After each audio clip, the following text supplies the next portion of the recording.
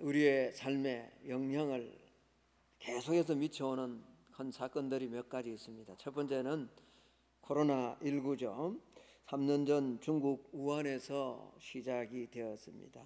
참 두려웠고, 특별히 이제 대구 지역에 그 당시에 여러분 나가 보신 분은 압니다만 도로가 텅텅 빌 만큼 그렇게 두려움에 사로잡혀서 시작되었던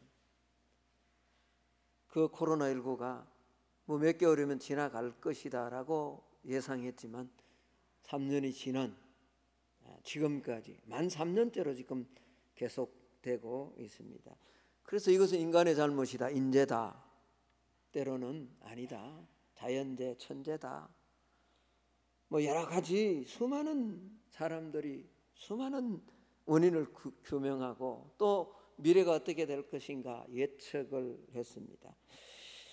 심지어 이로 말미암아 교회는 이제 비대면, 직접 대면에서 예배, 현장 예배를 드리지 못하는 이런 상황까지도 왔습니다. 그래서 사람들 사이에 보이지 않는 하나님보다 오히려 질병에 대한 두려움을 더 많이 가지고 마치 이것이 우리의 생사 여탈권을 가지고 있는 것처럼 그렇게 두려워. 물론 조심해야 됩니다. 여러분 아시다시피 저도 감염되었다고 회복되었습니다만 조심해야 됩니다. 어떤 사람들에게는 이게 굉장한 폐 공격을 해서 고통을 주는 아픔이기도 합니다. 그러나 사실은 절대로 이 재앙으로 말미암아 이 세상은 망하지 않습니다. 전염병으로 말미암아 세상이 우리의 삶에 영향력은 주지만 이것이 우리의 삶에 결탄코 추가되어서는 안 된다라는 거죠.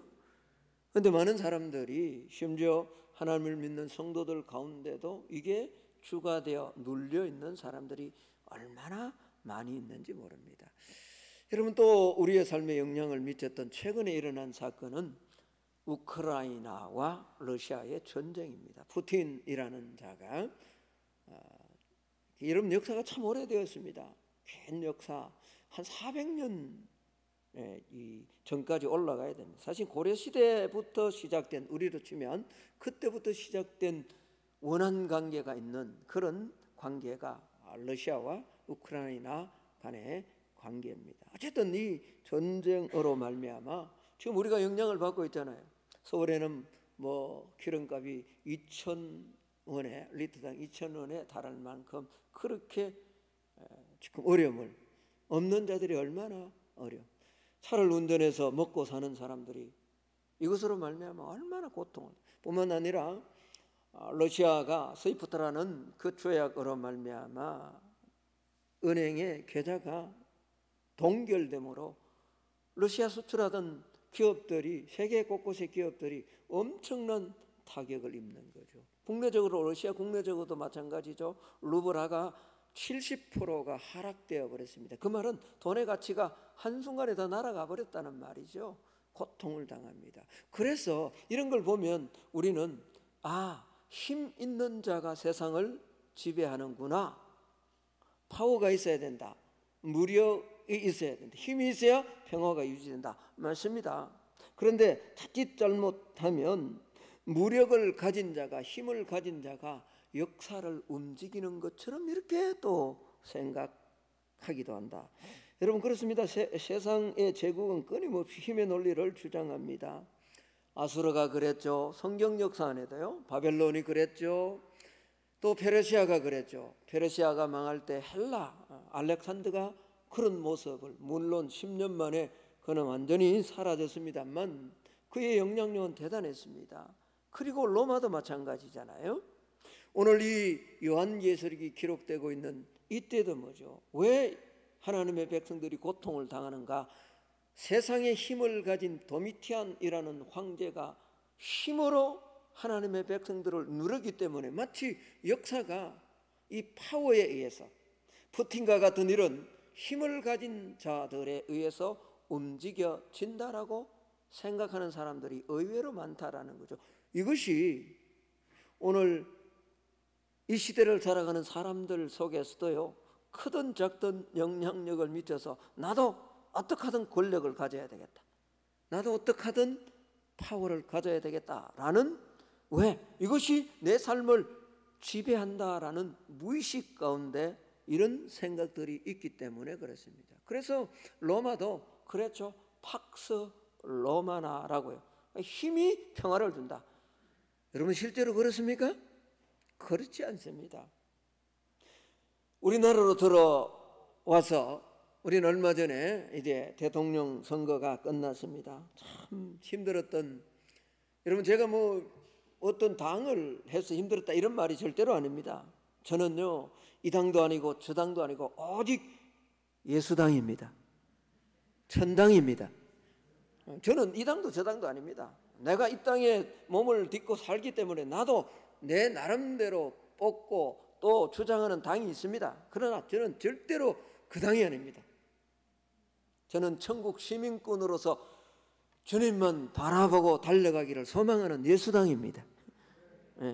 그런데 우리가 참 힘들게 이 선거를 민주주의의 꽃이라고 하는 이 선거를 참 잘 마쳤습니다. 물론 선관위의 미비로 어려운 문제들이 발생했지만 그럼에도 불구하고 큰 문제 없이 끝났습니다. 그래서 민심이 어디로 흐르는가 절묘하게 정리는 했습니다만 0.몇 프로 차로 그렇게 이겼다. 여러분 그리고 역대 가장 적은 표 차이지만 패자는 또 성자에게 아주 깨끗하게 승복하는 그런 모습을 보였습니다. 그래서 아름다웠다라고 말을 하죠. 맞습니다. 명자도 그런 이야기를 했잖아요. 임금은 군은 배와 같고 백성들 서민들은 물과 같다. 그래서 물은 배를 띄우기도 하고 물은 배를 전복시키기도 한다. 그래서 민심이 뭐라고요? 천심이다. 여러분 맞습니까? 민심이 천심입니까? 이것이 세상 사람들이 가지고 있는 논리입니다.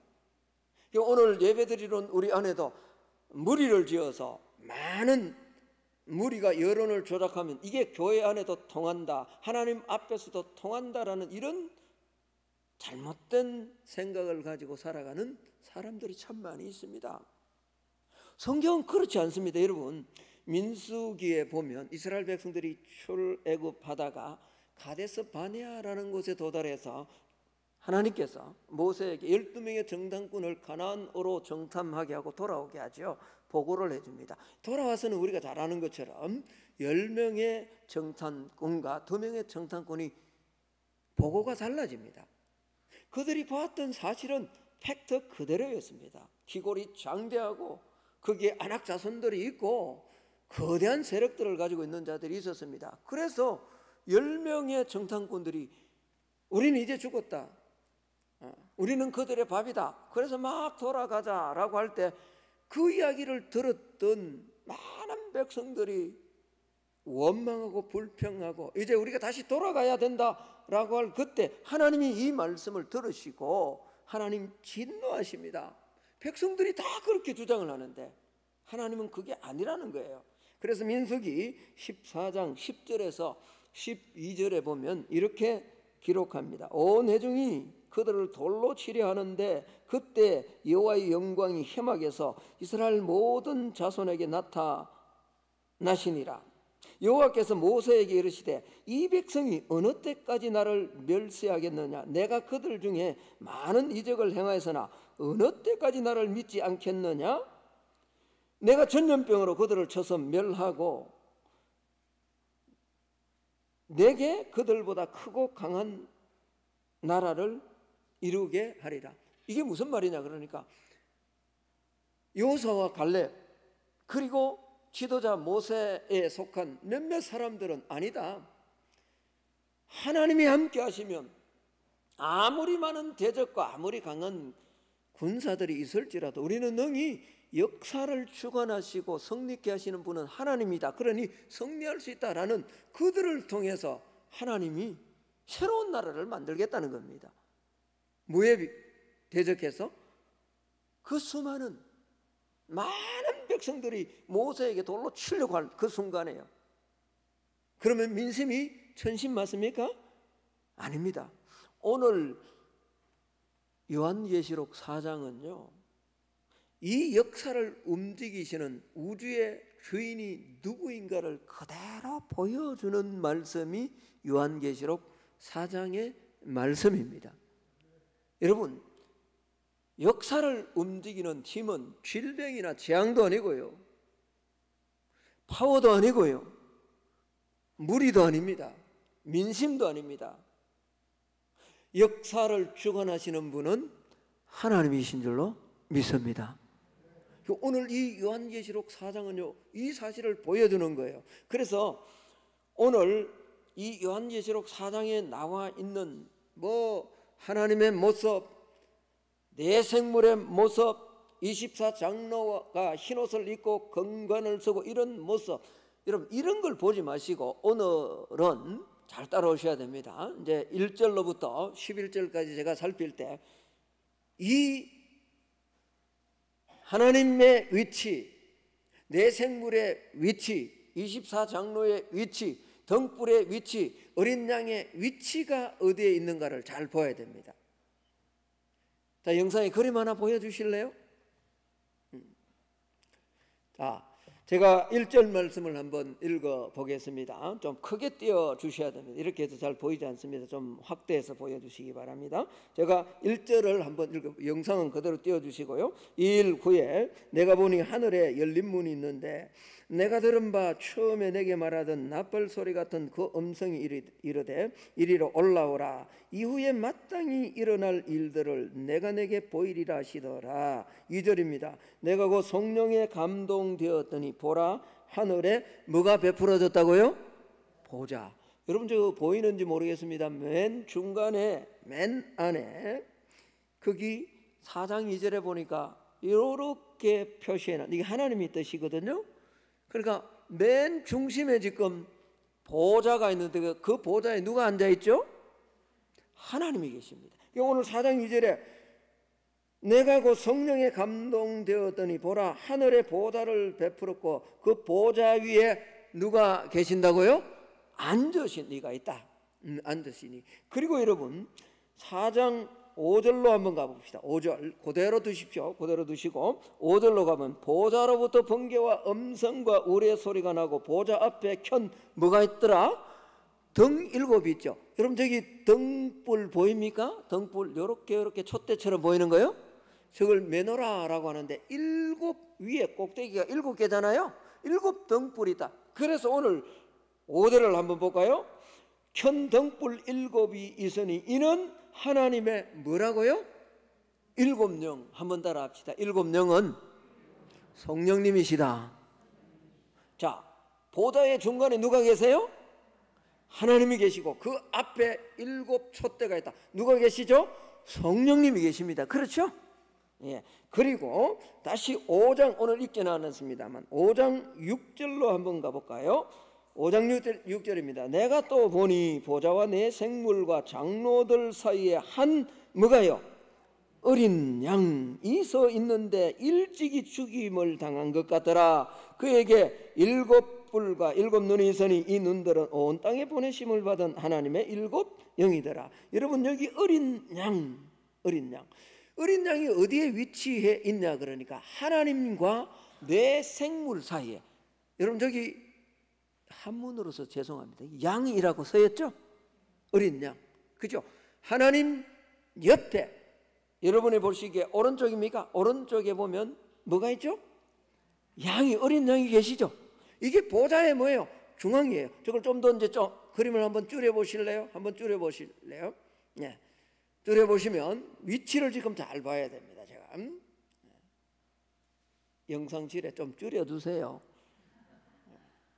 안 되나요? 예, 감사합니다. 여러분 저 그림을 잘 보면 맨 보좌가, 하늘에 보좌가 있는데 보좌의 맨 중심에 누가 계시죠? 하나님이 계시고 그 오른편에 누가 계세요? 어린 양 예수가 계세요. 어린 양 예수는요, 죽임당하신 같은 그 어린 양은 하나님, 왼편으로는 하나님, 오른편에는 사람입니다. 생물과 사람입니다. 이건 뭘 의미하느냐? 예수님은 하나님도 되시고 인간도 되시는 인성과 신성을 다 가지고 계신 분임을 보여주고 계시고, 그 앞에 보좌의 중심 앞에 또 7촛대 곧 누가 계시더라? 성령님이 계시더라라는 겁니다. 자, 계속해서 한번 볼까요? 오늘 4절에 한번 봐요. 4절에 요한계시록 4장 4절입니다. 또 보좌에 둘러 누가 앉아있더라고요? 24장로들. 여러분 이제 이 성경 공부를 하신 분들은 압니다만 24장로는 그냥 24명의 장로를 의미하는 게 아닙니다. 24장로는 12 구약에 선택된 하나님의 백성들, 신약의 하나님의 자녀들, 예수를 믿어 하나님의 자녀된 사람들을 상징적으로 나타내는 숫자. 그래서 구약의 하나님의 대표들, 신약의 하나님의 대표들 다 합쳐니까 12 합치니까 뭐죠? 24. 그 장로들이 이제 생물 그 뒤쪽으로 이렇게 위치하고 있더라라는 겁니다. 그리고 여러분 그 뒤에 7장 4절에 가면 이제 14만 4천. 여러분 또 이제 일부 이런 이단에서 14만 4천은 숫자 그대로다라고 주장하는 그런, 그래서 빨리 들어가야 14만 4천에 들어간다. 다 잘못된 해석들입니다. 14만 4천은요 12 곱하기 이스라엘 백성들이 수가 많다라고 할 때는 천이라 그랬죠. 그래서 12 곱하기 12, 다시 말하면 정말로 중요하게 이야기할 때 구원받은 수가 너무 많다라고 할 때는 그거 곱해버리는 거예요. 그래서 12 곱하기 12 하면 144에다가 거기다가 천을 곱하니까 몇이 되는 거죠? 14만. 다시 말하면요, 구약의 언약을 소망하고 하나님 주신 그 언약을 부여잡고 오실 주님을 소망하고 신약의 예수 그리스도를 믿어 부족하지만 연약하지만 주의 말씀을 따라 살아가던 모든 구원받은 백성들을 상징하는 숫자가 뭐라고요? 14만. 자, 여러분 히브리서에 보면요, 이 하늘, 오늘 성령으로 들림을 받아서 하늘에 있는 보좌를 보여주는데, 하늘에 있는 이 보좌의 모습은 지상에 있는 교회와 성도의 모습을 그대로 보여준다라고 히브리서 성경이 말씀하고 있습니다. 그런데 여러분 여기에 뭐 24장로들이 흰옷을 입고 금면류관을 쓰고, 나중에 이제 10절에 가면 4장 10절에 가면 또 그 금면류관을 다 벗어서 어린 양 하나님 보좌에 계신 하나님 앞에 다 벗어드립니다. 이런 거 보지 말고 내 생물들이 뭐 눈들이 가득하고, 또 이사야서 6장에 있는 말씀처럼 높이 들린 보좌 앞에 있던 그 서락, 그 천사들이 마치 하나님을 향해서 삼중청을 하는 것처럼 오늘도 그렇게 외치죠. 끊임없이 거룩하다, 거룩하다. 뭐요? 거룩하다. 여러분 그 보좌 뒤에 무지개가 있다 그랬잖아요. 자, 한번 볼까요? 3절을 한번 볼까요? 3절, 4장 3절. 앉으신 이의 모양이 벽옥과 홍보석 같고, 또 뒤에 뭐가 있다고요? 무지개가. 그 제가 지금 무지개 쭉 그려놨잖아요. 빨주노트 내 나름대로 열심히 그렸습니다. 오늘 설교 준비한다고요. 그러니까 이런 무지개가 뒤에, 보좌 뒤에 무지개가 있죠. 제가 오늘 말씀드린 것, 이런 무슨 내 생물이 모양이 어떠하고 장로들이 입은 옷이 어떻고 무슨 면류관, 이걸 보지 말고요, 오늘 이 위치를 한번 보자는 거죠. 여러분 이 모든 우주의 맨 중심에 누가 계시죠? 하나님이 계십니다. 여러분 이건 뭘 의미할까요? 오늘 우리가 코로나 때문에 고통을 당하고, 또 전쟁 때문에 영향을 받고, 또 대통령 선거로 말미암아 마치 사람이 주인인 것처럼 이런 시대를 살아가지만 결코 그렇지 않다는 거죠. 세상의 주인은 누구라고요? 믿습니까?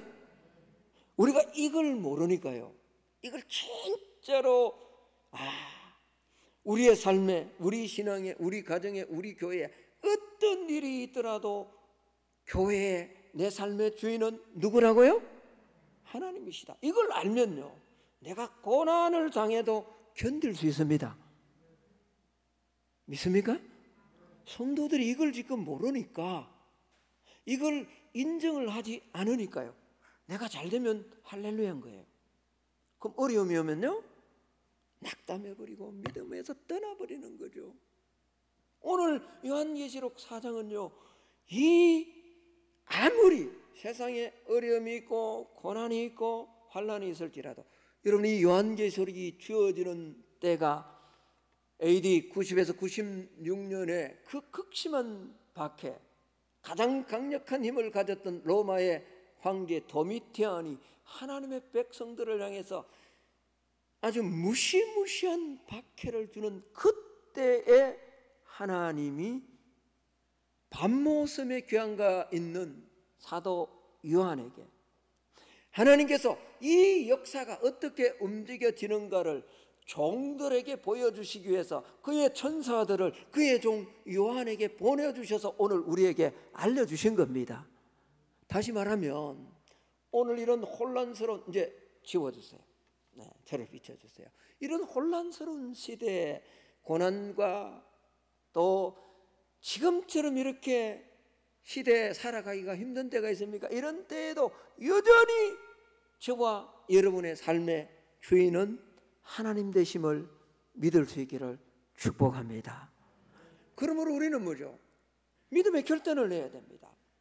어떤 결단을요? 어떤 고난 중에도 주님을 바라보고 신앙의 삶을, 또 내게 주어진 사업과 기업과 자녀들 양육하는 것을 놓치지 않고 신실하게 살아가야 될 줄로 믿습니다.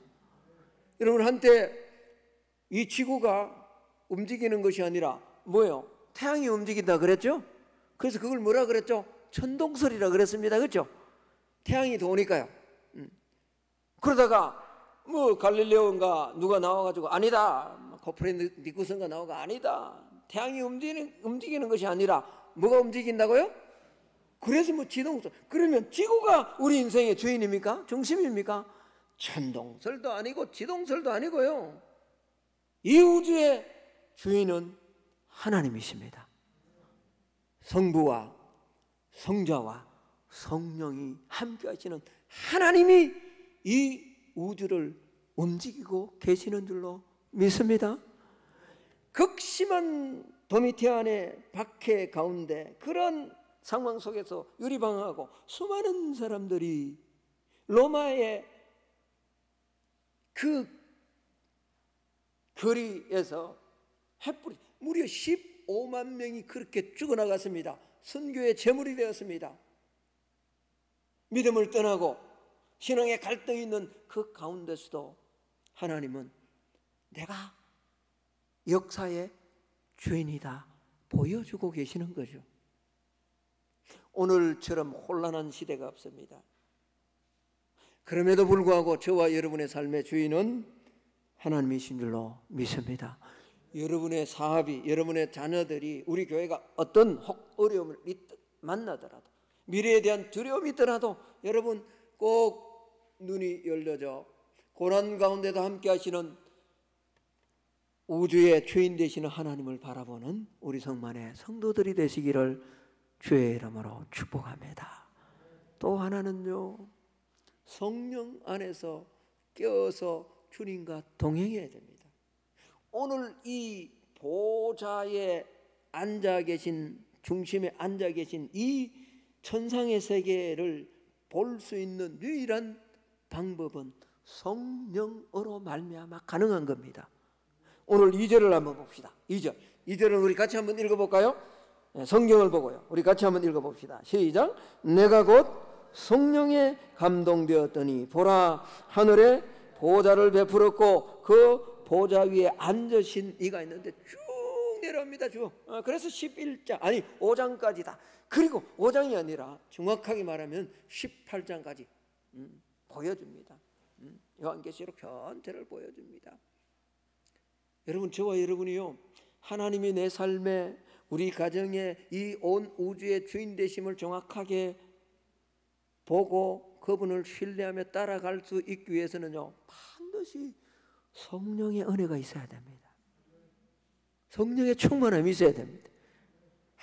아무리 내가 예수 믿고 성경을 많이 읽어도요, 성령 안에 감동되지 않으면요, 오늘 하나님이 나를 붙들고 계시고 하나님의 하나님께서 우주의 중심이 되셔서 우리 교회를 붙들고 우리의 자녀들을 붙들고 있다는 이 사실이 보여지지가 않아요. 이게 보여지지 않으면요, 여러분, 일상의 삶에요, 그렇게 예수 믿는다라고 하면서도 내 경험으로 살아가요. 네? 어제 살았던 대로 또 살아가요. 근데 성령이 한번 충만해 보십시오. 아주 세밀한 것까지도 잘못된 것 회개하고요, 두려움이 찾아와도 주님 의지하고요,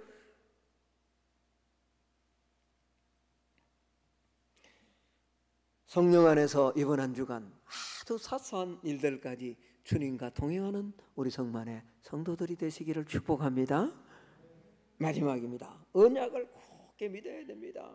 하나님은 보좌의 중심에 앉으셔서 그냥 손 놓고 계신 것이 아니라 우리에게 주신 사명과 직책과 은사와 달란트와 재능들을 통해서 반드시 하나님 앞에 면류관을 다시 돌려드릴 수 있도록 주께서 앞서 인도해 주실 줄로 믿습니다.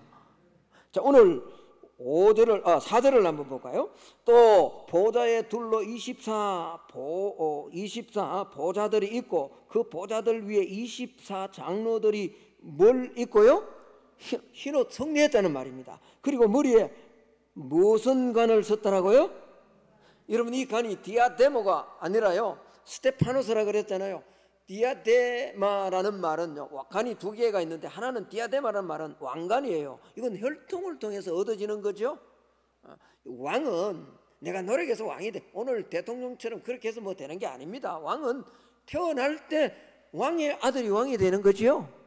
그때 쓰는 왕관은 디아데마예요. 그러나 여기 말하는 이 왕관은요, 그런 디아데마가 아니라 스테파노스, 흔히 이야기하는 월계관입니다. 다시 말하면 월계관은 누가 쓰는 거죠? 경주에서 어떻게 해요? 열심히 달려가서 최선의, 바울이 고린도서에서 말하고 있는 것처럼 다른 일을 향방 없는 것까지 하지 아니하고 절제하죠. 그렇게 열심히 자기 노력해서 그렇게 달려가서 그 경주에서 승리한 자만이 스테파노스. 다시 말하면 이 하나님의 백성들이 그렇게 믿음의 길을 잘 달려가서 승리했다는 말이죠. 그런데 여러분 10절로 한번 가볼까요? 이 관을요, 그렇게 해서 얻은 관을 이 장로들은 하나님의 보좌 앞에 다 벗어 내려놓습니다. 10절을 볼까요? 24 장로들이 보좌에 앉으신 이 앞에 엎드려 세세토록 살아계시는 이에게 경배하고 자기의 관을 보좌 앞에 뭐 했다고요? 왜 드립니까, 여러분? 여기 오늘 하나님이 일하심, 우리가 노력해야 되지만요, 인간의 최대한 노력도 필요하지만요, 그러나 하나님이 저와 여러분을 붙들고 계시고 인도하고 계심을 우리는 믿어야 됩니다. 내가 열심히 싸워서 믿음의 경주에서 승리한 것 같지만 내가 하는 것이 아니라 하나님이 언약하신 대로 우리를 이끌어 주시는 거예요. 그래서 24 장로들이요, 자기가 열심히 달려가서 그 박해와 고난과 핍박과 무시무시한 그런 핍박 가운데도 신앙을 스스로 지켰던 것 같았지만 아니라는 거죠. 누가 그 신앙 지켜주셨다는 거죠? 하나님이 지켜주셨으니 이건 마땅히 누구한테 돌려드립니다? 하나님께 돌려드립니다. 그래서 바울도 그런 고백을 했잖아요. 고린도전서 15장 10절에 나의 나된 것은 하나님의 은혜로 된 것이다. 자, 우리 고린도전서 15장 9절 10절 말씀 같이 한번 읽어보겠습니다. 나는 사도 중에 가장 작은 자라. 나는 하나님의 교회를 박해하였으므로 사도라 칭함받기를 감당하지 못할 자니라. 그러나 내가 나된 것은 하나님의 은혜로 된 것이니 내게 주신 그의 은혜가 헛되지 아니하여 내가 모든 사도보다 더 많이 수고하였으나 내가 한 것이 아니요 오직 나와 함께 하신 하나님의 은혜. 여러분, 여기 10절에 중요한 말씀이 있습니다. 내가 모든 사도보다 더 많이 뭐 했다고요? 우리는 노력해야 됩니다. 이번 한 주간도 죄와 싸워야 됩니다. 그렇게 싸우시기를 축복합니다. 세상에 나가서 하나님 보좌 중심에 계시고 하나님이 우주의 중심이시기 때문에 다 해준다. 그럼 나는 아무것도 제일 어리석은 사람입니다. 목회도 그렇죠. 하나님 해주시지만 발부둥 쳐야 되거든요. 여러분의 사업도 마찬가지고 우리 자녀들을 키울 때도 마찬가지입니다. 열심히 해야 됩니다. 그러나 그것으로 끝나면 안 됩니다. 우리는 언약을 믿고 하나님을 믿어야 됩니다. 왜? 하나님께서 내가 열심히 한 것도 하나님이 은혜를 주셔서 가능하기 때문에 그렇습니다. 그래서 오늘 24장로들이 뭐죠? 자기가 받은 스테파노스 그 관을 주님 앞에 하나님 앞에 다 내려놓는 거죠. 말씀에 결론을 맺을까 합니다. 여러분, 미정유 시대의 삶을 한 번도 경험하지 못한 때를 살아갑니다. 미래학자들이 이렇쿵 저렇쿵 예견을 하고 예측을 합니다. 그러나 여러분 그 예측 지나고 나서 한번 보십시오. 그게 맞는지 거의 90%는 맞지 않습니다. 왜 그런 줄 아십니까? 역사의 주인은 하나님이시기 때문에 그렇습니다. 저와 여러분의 삶에 아직까지 해결되지 않는 육체적 질병이나 사업의 문제나 자녀의 문제나 여러 가지 문제가 있다 할지라도 주님은 여전히 보좌 중심에서 저와 여러분의 삶을 붙들고 계시는 줄로 믿습니다. 이번 한 주간 이 하나님 바라보며 최선을 다하되 나를 이끄시는 분은 하나님이시다. 언약을 말씀을 굳게 붙들고 이번 한 주간 우주의 중심 되시는 그 하나님과 함께 동행하며 승리하는 우리 성만의 성도들이 다 될 수 있기를 예수님 이름으로 축복합니다. 하나님 감사합니다.